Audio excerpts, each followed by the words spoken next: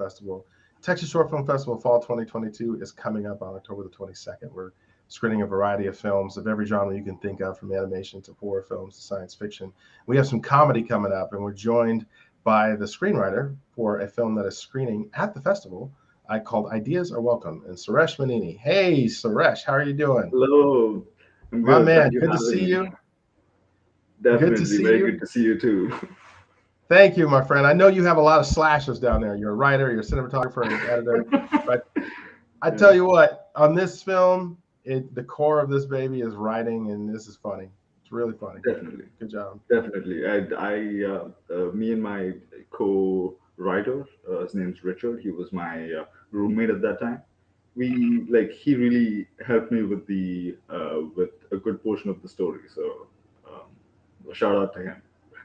All right, good stuff. So, what's the film about? What are people going to see when they come in?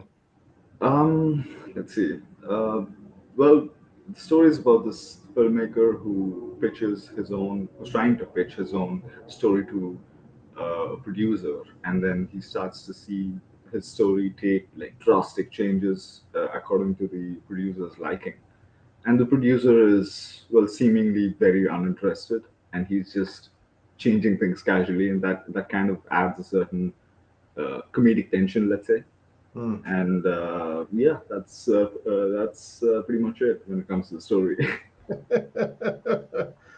I like it. I like it. It's funny. It's short. It is quick in and out. Everybody wants a part two. You could do like a whole Ideas Are Welcome series and just go through all kinds of gadgets if you wanted Maybe that's going to be interesting. to. Why did you write this film? What is it about this one? Or why did you and your team get together and write this film? um, well, it was I was still in film school at the time, and Mm, it was a time when a lot of our work was being being criticized or critiqued is a better word by our mentors, the mm, cinematography, board of our teachers. And it's, well, when you're being critiqued, I realize we all have this inner voice that's kind of breaking down while we're being critiqued. And, while we're trying to take in all the information of how our product could be better.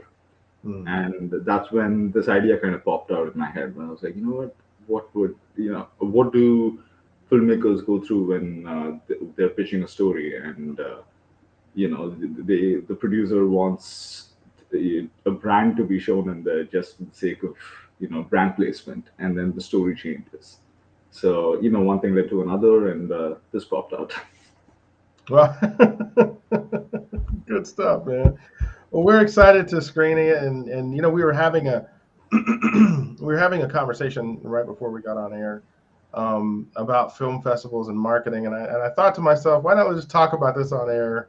And because I know a lot of people have the same questions, but I think you were asking me something about marketing, or you brought that up to marketing a festival and how they decide. Um, but anyway, I'll give you some time. Ask me anything. Ask me anything about our process. I mean, we, like, in our previous conversation, we covered quite a bit, so Yeah. we're going to be jumping around here. I mean, pretty much what I was looking into, the one of the topics I was looking into is how what are the impacts of marketing of someone's indie film, let's say, on the selection process in the festival. And Hmm. so, Yeah. yeah, Let me. sorry, you go on.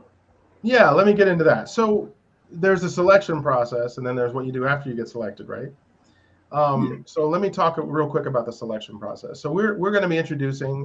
We've been working on this all year long. People who've noticed our new app for tickets, we're adding a lot of features. We have tickets, we have submissions. We're going to have a new feature coming out. It's called Scorecards, and what it is in the background of your back end when you log in, you're going to see with full transparency the scorecards that we use to select films and the weight that we put on each item, the percentage weight, and how we score you internally. And it's a system of three scorecards, and it's a marketing scorecard is one, a technical scorecard is two, and a creative scorecard is three. And it's an average of those three that we come up with a final number to determine awards, selections, and everything for the festival. You are competing against everyone else who has submitted that year, or that season, which is makes the results of each film festival a little bit different, because in Austin Comedy, you might have 485 submissions in a season. And in Houston Comedy, you may have 550 submissions in that season, but half of them might be screenplays. So it kind of varies from place to place. And so we've got this whole culture of this whole process in this industry is you never quite know where you stand. You submit your film, and then you wait until the notification day, and then you wait until that little status goes from in consideration to not selected. In our opinion, that's not adequate enough for what we're doing. I don't think that gives the filmmaker insight if they really want the insight. Not everybody does. But the first one we're going to introduce is our marketing scorecard, which does affect how a film is perceived by a festival. And your marketing scorecard is how well we can market your film.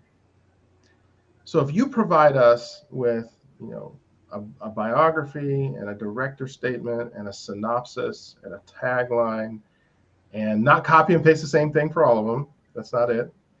A tagline is a short sentence about your film. The synopsis is basically what your film is about. A biography is some basics about you and why you're a filmmaker.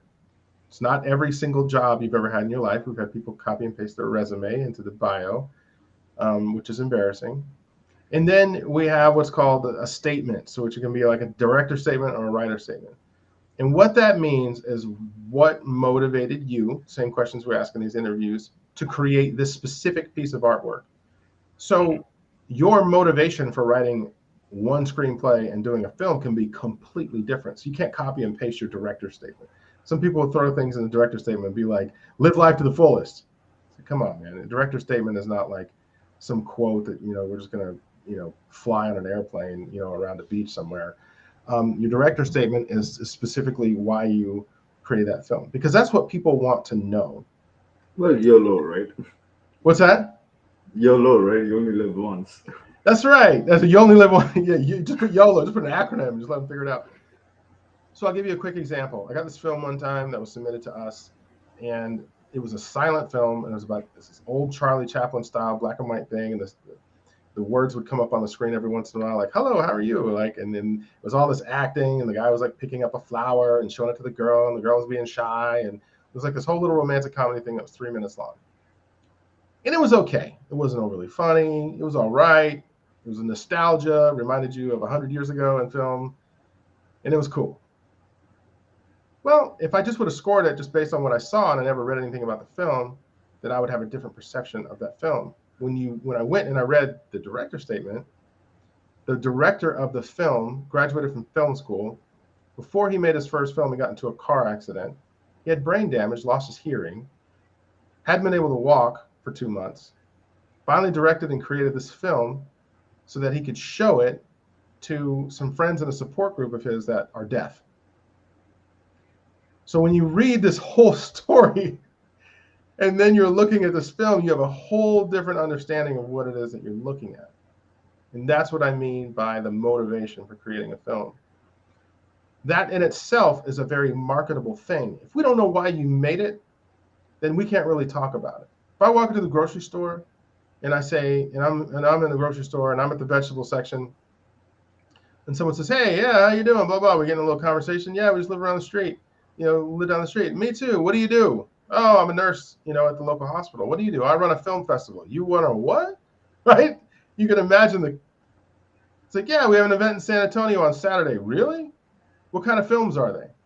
Right? So now we get in this situation where you're asking the festival director to recap all the films that are in the festival. The best situation for me is we have a variety of films, great things we're going to show you, 30 minutes or less. Go to my website and check it out, and you can read about them. Man, if you don't have any pictures from your film, no screenshots, no synopsis, no director statement, nothing but the name of your film is ideas are welcome, and you have a synopsis, I'm not picking on you. Why in the heck is some person going to walk down or drive down and go watch your film at a film festival? Why? There's no trailer, there's no information. You might mention that you got into the, another festival in another state. That ain't saying much. What is this film about? It's a marketing tool. And the marketability of your film is scored and it's graded. And now we have a quantifiable scorecard that we're about to roll out, where if you can, every filmmaker can get 100% if they just answer every question. And there's hardly any filmmakers that in the current system that doesn't grade this. There's hardly any current filmmaker that actually puts in all the information that we want to have. It's things like your biography with a word limit. All right, some people write like to the end of time, right? So your biography, your synopsis, your tagline, your director statement, a poster for your film, a poster that's high enough resolution that we can actually print it. We're looking for images, a 16:9 image that we can use as a thumbnail for an interview like this, or you're looking for a 9:16, like a tall image that we can use for Instagram and TikTok and things like that. Looking for a I'm square. sure that's not going to be a problem with most people. It A lot of will, people have pictures of themselves a lot. but most people don't even know this stuff is important. And so if we don't tell them it's important, they're never going to know it's important. You're not just going to roll out of bed and know it's important. I was a filmmaker submitting to film festivals. It was so long ago, man, that we used to submit on DVD. I used to take a white DVD, man, and I'd write my freaking tracking number on there with my name on it with a magic marker and put it in a case and send it off with a check for $75. And I thought it was fine because that's all the festival ever asked me for is my tracking number and my name. And I figured there's going to be some judge that's going to run up, pick up the DVD, throw in the DVD player, be blown away by it, and they're going to go show it at the festival, and I'm in. I didn't know. How am I supposed to know? If nobody tells me, how am I supposed to know?